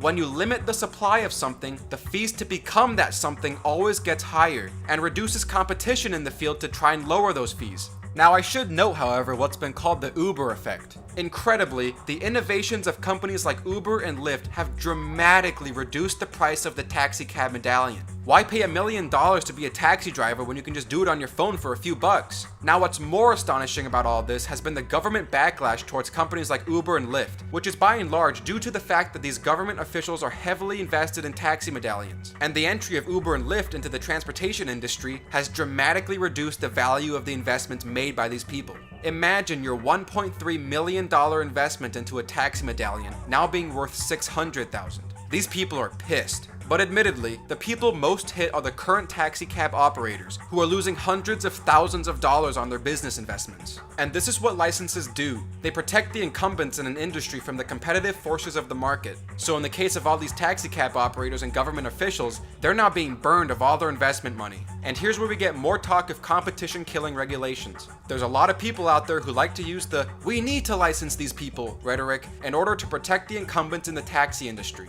I read this one article by Ben Chu at The Independent who said, "Imagine if pretty much anyone was allowed to drive a car to the airport and pick up disoriented tourists, charging them whatever they could get away with. Imagine if we permitted anyone with a vehicle to cruise around city centers on a Saturday night, offering to drive the inebriated home for cash." This is the view of someone who has no faith in the market and completely misses the point of competition. And he's also ignorant of the entire system that Uber and Lyft are created around. With both of these apps, you are able to review drivers. Drivers have ratings. You can see what people say about them and decide for yourself which one you want to pick. Yeah, so this guy's car smells like urine and he keeps mumbling satanic verses to himself. Passenger beware. This guy is making it sound like you're always gonna get some kind of creepy lunatic who's gonna charge you $200 and give you the most terrifying ride of your life. Also, for those of you worried about the quality of your service like this author is, the platforms of Uber and Lyft are where you get your quality assurance from. They are the ones who are letting these drivers use their platform. If they end up letting some creepy pervert drive their customers around for them, he's gonna get kicked off their platform. Because why would Uber and Lyft let some dude harassing and molesting their customers work for them? And personally, I'd be more concerned for myself if I was actually the driver for one of these companies. It seems like what makes the news the most is some Uber or Lyft driver being harassed or assaulted more than any driver screwing over their customer. Chris Faverka's face is badly bruised and he is barely able to see out of his left eye. This Lyft driver was viciously attacked Thursday while picking up a passenger. Shit, fucking bitch. Fucking get the fuck out, fucking bitch. I got out of my car and I told them, please get out. I opened the door for the guy. He just got out and just punched into my head. He spent the next morning in the hospital. Police are investigating. What are you doing? The group became violent. The guy on the passenger side started pouring water on me, and then some of the passengers from behind me started pouring water on me. And they didn't stop there. 2 men hitting me on this side, and then there were 2 of the females came from this side, and they kind of just rotated and took turns kicking and punching me. These photos taken right after the incident. The Lyft driver becomes captive in her own car. It's scary. I would say I contemplate about every single day whether I want to go out or not. He told me how a passenger once posed this question. What would you do if somebody tries to rob you?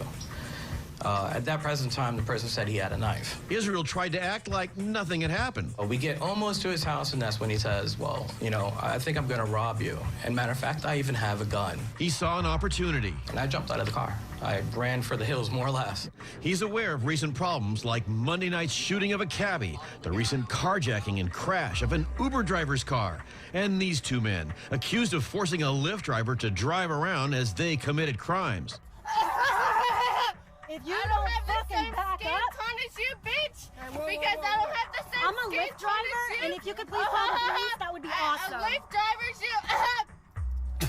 Are you fucking kidding me? And this type of quality assurance is the same thing with doctors and nurses. You know how you get your quality assurance there? You know how you trust your doctor? You get that assurance from the hospital itself. You get it from the front, placed in front of the people who are providing you medical care. Why would a hospital hire a guy who has absolutely no medical knowledge or anything to show for himself and then just starts killing all of his patients? That hospital is going to get sued out of its ass. They're not going to hire some random guy on the street, put a scrub on him, and call him a doctor so he can start chopping you up. Or else they're going to go out of business and pay some of the heaviest legal fees ever. So if you're going to put up all the resources and investments necessary to have a functioning hospital, you're probably not going to start dicking around and hiring a bunch of crazy people to be your doctors.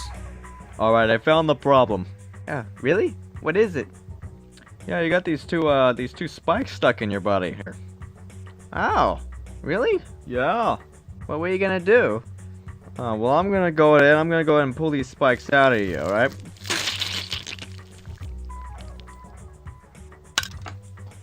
That'll be $500.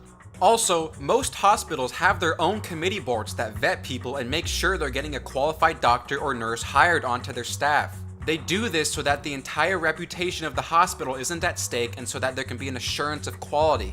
Or hey, say it's just some normal guy running a little physician shop out of his house somewhere. Well, if it turns out that his treatments and medicines just start killing everyone, he's going to go out of business, get his ass sued, and receive some of the worst Yelp reviews in history. So if a person is going to spend all the money and resources required to start practicing medicine, they're probably going to be somewhat competent, or else their entire life will be ruined. And if they're running their own business, they'll probably want to get some sort of hospital certification themselves so they can verify to their own customers that they're legit and have something to show for themselves. If Ben Carson loses his license tomorrow, I'll still allow him to cut open my brain and fix the problems with me. Because this guy has decades of experience behind him and some of the most incredible success stories behind his abilities as a neurosurgeon. And even if that doctor running his own business turned out to be pretty good at his job and the treatments he offered, but accidentally killed one of his patients, that story will be all over the news and will probably be heard about all over your local town, which is a further incentive to any doctor running their own business or a major hospital to get their act together and hire people who are competent at their job. The market will take care of someone who doesn't know how to do their job. Word will get around town that Dr. Bob is killing people and he will go to jail and pay legal fees to all the people he screwed over. This is also why you want to have strong courts of law and a justice system that holds businesses fully liable for screwing people over. My arms are sore. Alright, come here. Open up your mouth.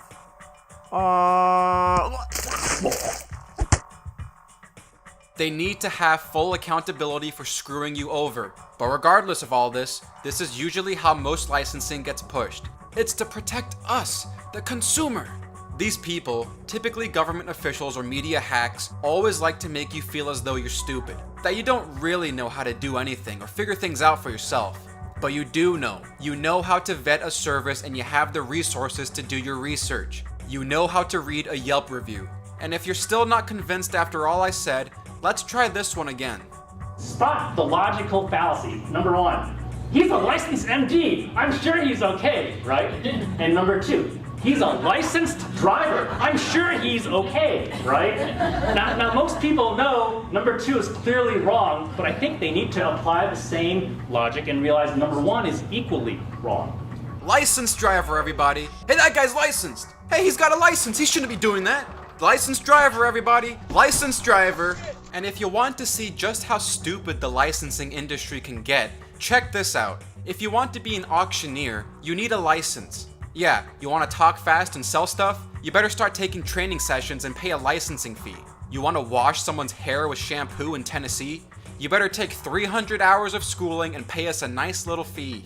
You want to be a fortune teller in Massachusetts? Start paying up. Cosmetologists, manicurists, pay up. You want to braid someone's hair? Better take a couple hundred hours in training courses and pay us a fee.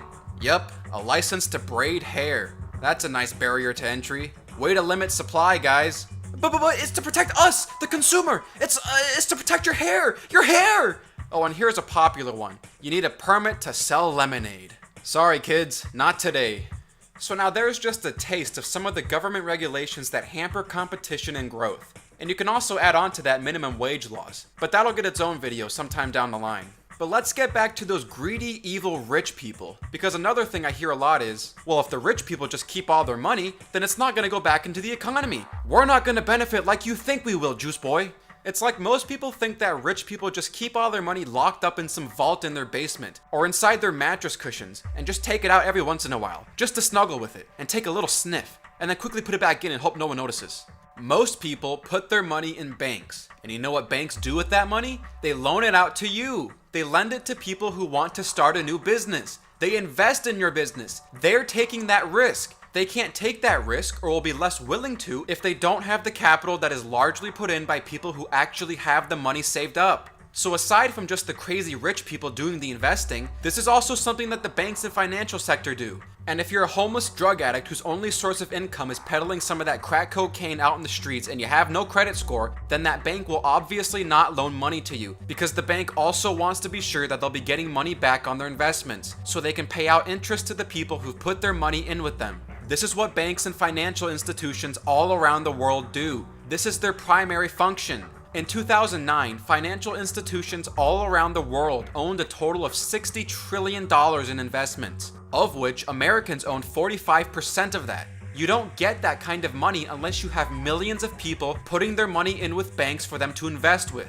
So even if a rich person is not directly investing in someone's business or the stock market, their large sums of money sitting around in a bank or other financial institution is going to be loaned out to you and is going to be invested back into the marketplace to further spur economic activity, because the bank also wants to make money. And this goes on to a greater point of not just banks, but also the stock market, because we all know that the only people working on Wall Street are just some filthy, greedy millionaires, right?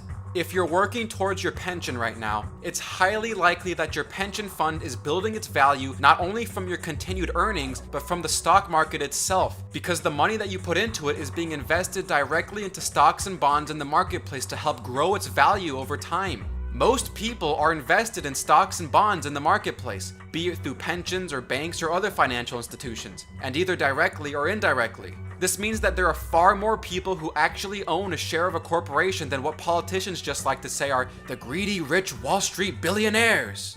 By the late 20th century, half of the American population owned stocks either directly or indirectly. And if a bank or other financial institution wasn't able to pool all that money together from millions of individuals all over the country, they would not be involved in facilitating the large-scale economic activities that they do. So the money of a rich person, or even the rest of the country, isn't just laying around somewhere inactive. If a bank loans money out to you so you can start your business, that's someone else's money that they have saved, which is being loaned to you so you can start that business. You'd think this information would be common knowledge, but most people just don't understand the implications of economic and financial activities, nor do most people really take in the time to think about these things. Who the hell thinks about this kind of stuff in their free time? No one. You have better things to do with your time than think about the financial and economic underworkings of our country, except for this loser who draws like a 5-year-old. The notion of saving and investing is the whole point of supply-side economics. This economic philosophy has less to do with spending on products as much as it has to do with saving and investing to create the stuff that you can then spend money on. It's all about creating new stuff, people, And you can't create new stuff and generate supply without a lot of money. You can redistribute $1 million to some homeless guy, and it's not going to mean anything significant to the economy if he just decides to spend it on alcohol, a new tent, and some cartons of food, and then he's broke again. What counts the most is for him to invest that money and save it and build on his investments, because those activities create economic growth. Those activities are what get people new jobs. And I am not saying screw homeless people because I know someone is angrily typing that in the comments. I am talking about where money can be most efficiently used. We already went over whose use of $1 million would be a better investment. But if you still don't understand, who do you think can put $1 million to more efficient use? An entrepreneur or a homeless guy? Steve Jobs or Old Man Jenkins? Whose use of that money do you think is going to have an overall positive effect on the economy and society at large? And I'm also not saying that it's not important to worry about poverty. Of course it is. But this conversation has always been about whether or not you're helping people in their poverty or helping people get out of poverty. And throughout history, the best way to get someone out of poverty is by offering them huge amounts of opportunity within the economy to be able to move up and become successful. This opportunity is created by economic growth, the generation of wealth, and greater supply. The guy who can actually create things with money is going to have a better net positive effect on the economy, because if he uses that money to start a new business, he will then have to hire people to help run his business and will be providing a new service or product to people. Or he can invest it in another company that'll do those things with his money. Or he can put it in the bank so the bank can then loan out that money to someone who actually is trying to start a business. And meanwhile, he'll be making a lot of interest payments on that $1 million. You need vast amounts of wealth to create jobs and generate supply, especially in such a highly developed nation like America. This is what most people don't consider when they say something like, but if the money is being saved and not spent directly in the economy on stuff like clothes, food, and cars, then the money isn't being recirculated into the economy. But as I just laid out, it is being recirculated into the economy, even if it's sitting in a bank. And not only that, it's growing, it's building on itself, and adding to the overall wealth of the country. It is literally generating wealth when it is busy doing work in the economy to create new things, or when it is sitting in your bank account and being loaned out to someone else who actually does work with it. And as I keep mentioning, before you even start to sell that new product you created or start running a business that sells a product or service, you have to hire someone to sell it to people, which means someone, somewhere, is going to get a job. When someone says that the money that is saved isn't being recirculated into the economy, I'm not sure they know how wealth is generated. I really don't. If you're just redistributing money at current levels of economic activity, you are not generating wealth. You are just putting money in one place to get the same exact amount of money back out in another place. But what you want is for there to be more total wealth. And moreover, if your idea is to tax the wealthy people to make this recirculation happen, you're not only shrinking the wealthy person's overall wealth, you will in effect be shrinking the overall wealth of the entire country and making the poor even poorer than they already are because you are making the rich less rich. You are not allowing the generation of wealth when you are punishing people for having it. But what the honourable member is saying is that he would rather the poor were poorer, provided the rich were less rich. That way you will never create the wealth for better social services as we have. And what a policy! Yes, he would rather have the poor poorer, provided the rich were less rich. That is a liberal policy. Yes! You will set back the standard of living for everyone because the products and services that would make their lives better due to the investments and innovations of the greedy 1% are not going to be created. When someone talks like this, in the sense that there is only a fixed amount of money in the entire economy, or a zero-sum concept of the economy, they are more concerned with how the pie of wealth can be divvied up into each individual group, rather than figuring out how to make that pie even bigger. Making that pie bigger is how most of the poverty in the world has been eliminated, by increasing the overall wealth of your country. You want to increase the wealth, not cut it up into who gets what and this and that, and nitpick other people's success into whatever fits your personal preferences. Who told you that you get to decide how other people's money is spent? This is what I can't stand about the income inequality debate. In this country, with such a terribly high inequality rate, we are able to buy whatever the hell we want. We have never lived better in this country than right here, right now, with the vast amounts of products and services we have access to. The income inequality debate is one of the biggest non-issues around right now and has been a totally manufactured outrage. I don't give a damn what people think the income distribution should be compared to what it actually is. Who the hell gave you the right to decide who gets paid what and how much they deserve to keep? Income inequality means absolutely nothing when we have access to products and services that so few countries even know of their existence. Oh, and bringing this all back around, income inequality is also touted as a reason why trickle-down economics has failed, because it increased inequality apparently. Was it supposed to prevent it too now? This is what I meant when I said earlier that they'll attribute any economic statistic they don't like to their trickle-down boogeyman. Oh, and another common one you'll see is that apparently trickle-down economics has caused the stagnation in the median household income. If you're at school at all right now and take a class on politics or economics, someone will at some point show you this chart, which much like income inequality is absolutely a non-issue. If someone shows you the household family income chart and uses it as an example of how we're declining in the world economically, that's how you know we're not being serious. Family incomes have stagnated. Yeah, because the size of families change over time. They differ from various income levels and from one group to another. We used to have 6 to 10 children back in the day, all out making money for the farm. We rarely even have 2 kids anymore. If we're really being serious, you would look at the GDP per capita, because per capita always means one person. And one person has throughout time been making more and more money. The number of people per household has been declining for over a century as individual people continue to make more money. The median household income statistic means nothing. Manufactured outrage. The household thing is really a tip-off, I think. Whenever I see somebody quoting household income, he's trying to make things look bad. You know? It's as simple as that, all right. Yes. All right, there's a rule of life.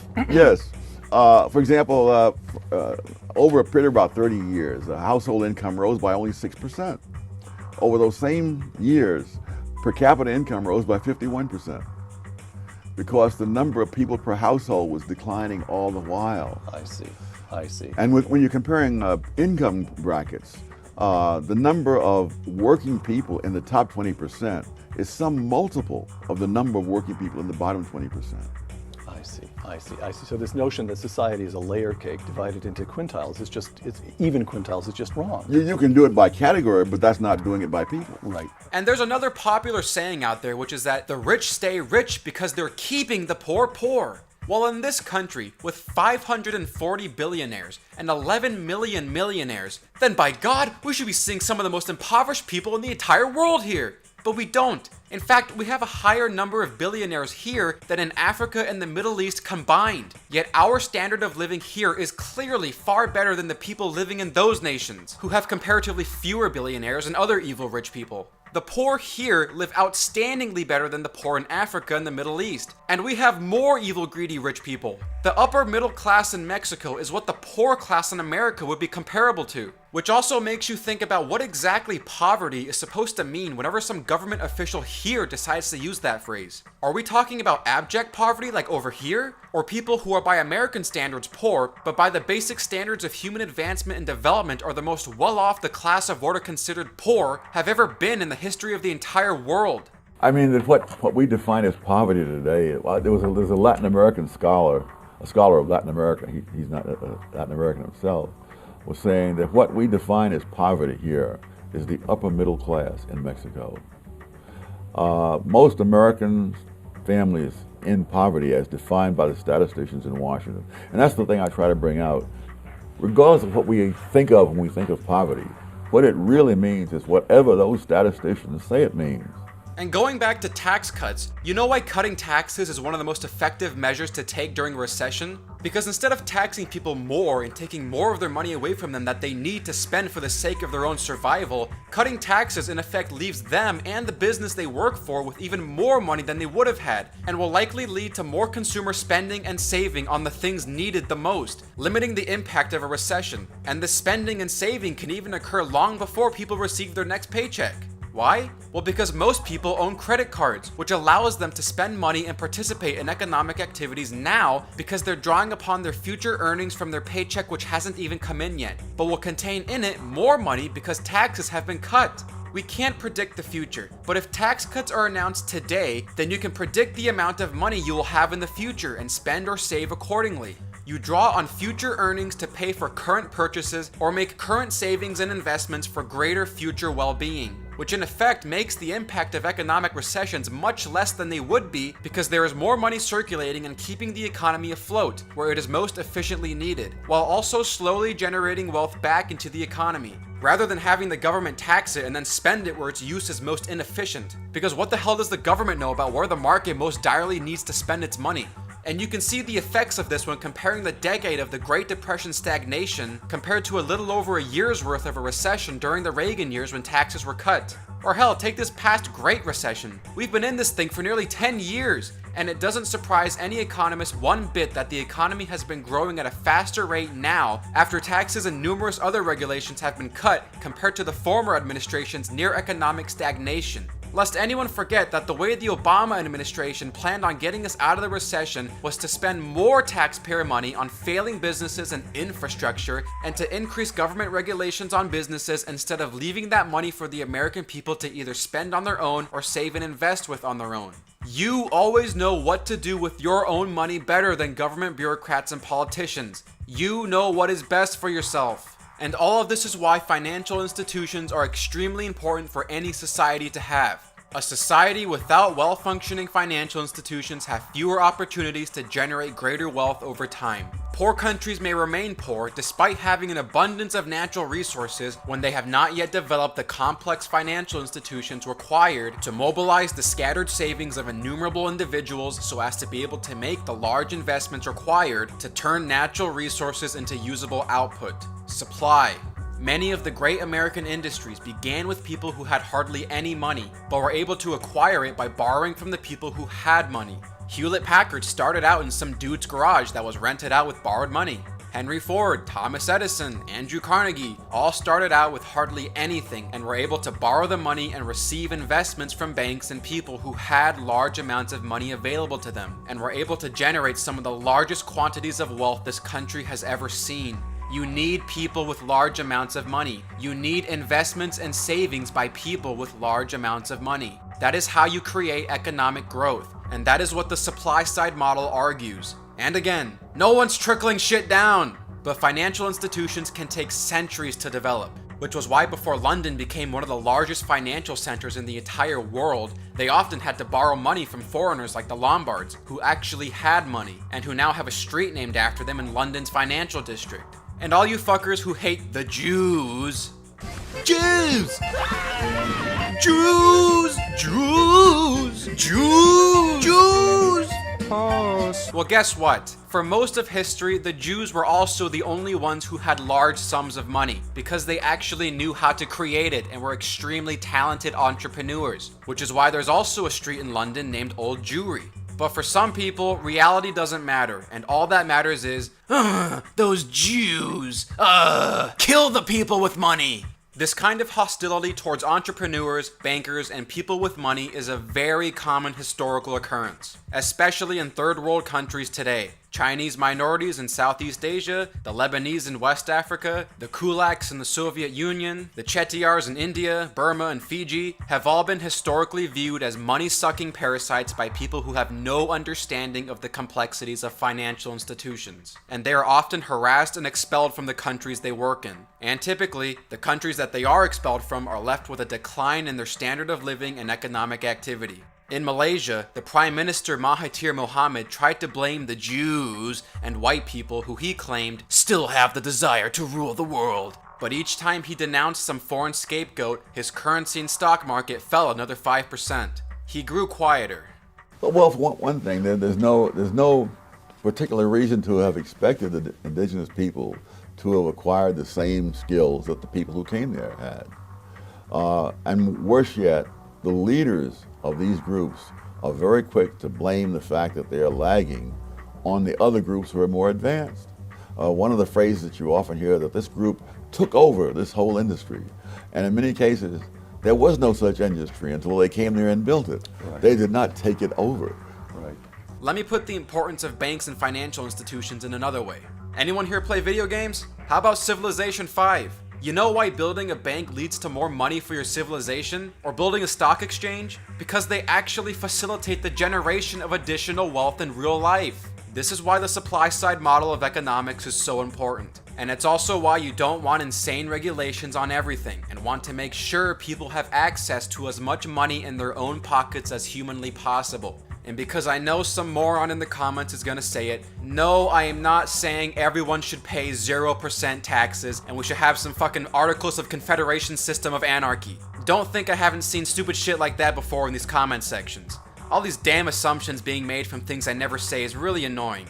So anyways, trickle-down theory. If you hear anyone saying that, they're obfuscating actual economic theory and propagating a falsehood of what supply-side economics really is. And one of the best ways to promote supply-side economics is to cut taxes on the people who actually have disposable capital that they can use to invest in businesses with so that they can create new and better products and services and businesses, thereby improving the quality of all of our lives and ultimately grow the economy.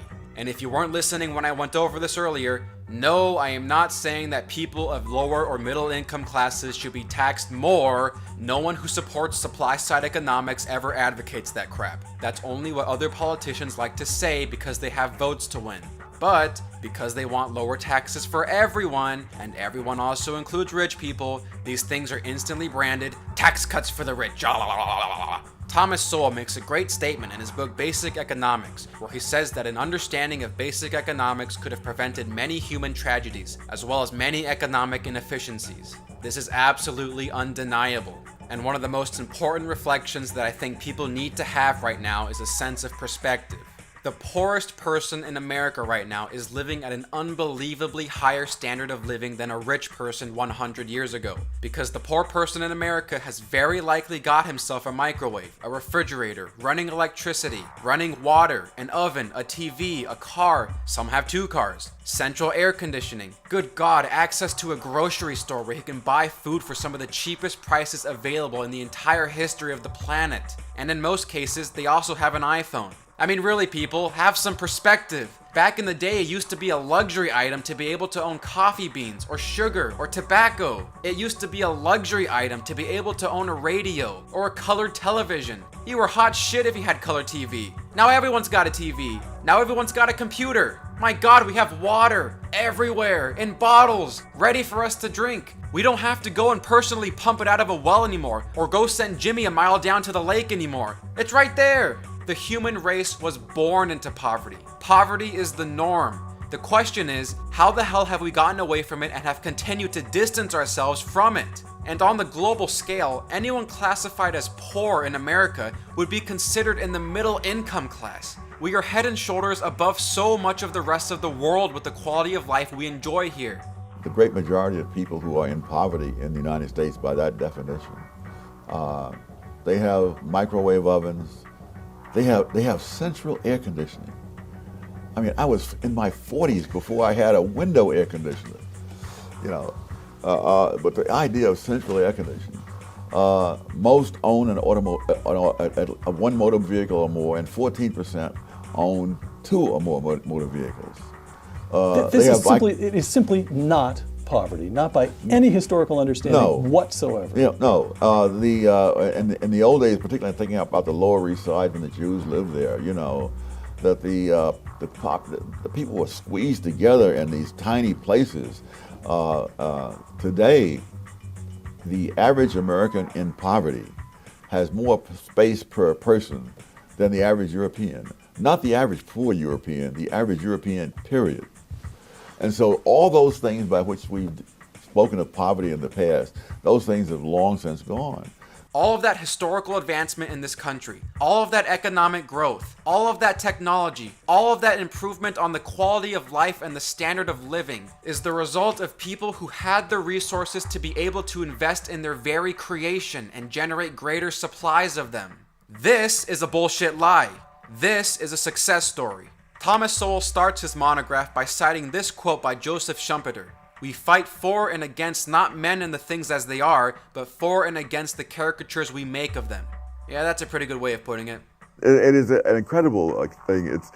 There is a non-existent theory that is constantly being attacked. Some years ago in my newspaper column, I challenged anybody to cite any economist outside of an insane asylum who had ever made that argument. Nobody ever came up with a single person. So when Barack Obama says in this past July, quote, "We were told that prosperity. Ask him who told him. Nobody told him. Nobody told him. No economist has ever held that. No politician has ever said it. I don't know of anybody who's ever said it. In fact, when I put this out, and I went out a nationally syndicated column, various people wrote to me and said, well, so-and-so said that, so-and-so said it. But find me the person who said it. I don't want to hear how A said that B said it. Find me B and show me where he said it. And that was years ago. Not one example has been offered. But if you're interested in hearing more about Thomas Sowell's writings on economics, I'd highly recommend his books Basic Economics and Economic Facts and Fallacies. Basic Economics in particular, I'd put in my category of every single human being needs to read this book. Seriously. Other than that, this has been Political Juice, and thanks for watching.